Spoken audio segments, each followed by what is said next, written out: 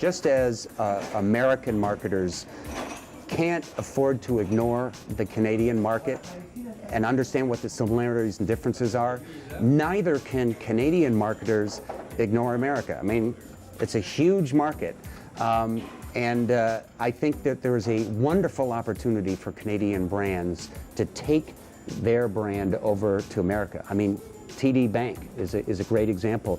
I can't, go down my main street without seeing a TD Bank. It's like central to my little town in New Jersey. So there's, and Tim Hortons I've seen in America as well. So I think many more Canadian brands should be investigating the American market, and you'll find that, once again, there's enough similarities that you could probably, with a little bit of tweaking, do a lot of the same kind of marketing efforts and messaging that you're doing in Canada. You can do the same in America. I find when I go to conferences like this, and specifically iMedia conferences, and I've been to them literally around the world, from the UK right here to Quebec, Canada, I find that probably the #1 benefit that marketers gain from being at an iMedia summit is the validation that the pain points they are experiencing with their organization.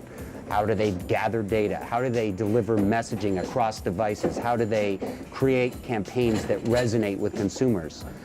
We're all experiencing, some of those same pain points, and so you can walk away feeling, you know what, I'm not alone. But it's more than that. It's also learning about new techniques, getting back to basics. We just heard from another speaker that talked about the importance of emotion in campaigns. It can't always be about data. It has to be about how can you create warmth or this kind of person-to-person kind of feeling with your brand. And we sometimes need to be reminded, even though we know this stuff clinically, we need to be reminded how important some of these concepts are.